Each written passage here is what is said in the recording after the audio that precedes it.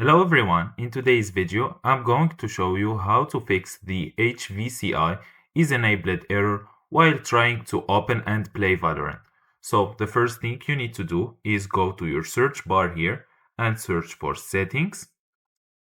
From here, go and select privacy and security, then select Windows security here, then scroll down until you find device security, click on it. Then from here, select Core Isolation Details. Then all you need to do is go to Memory Integrity and turn it off. Then all you need to do is restart your PC. Once your PC boots back up, try launching Valorant again and see if the error is gone. If this issue is still there, there is one more thing to check. You will need to enable virtualization in your BIOS. Restart your PC and enter the BIOS settings.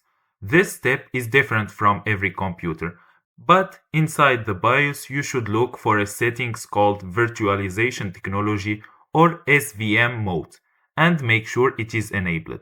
Save the changes, exit the BIOS and boot back into your Windows. After this, Valorant should run without the HVCI error.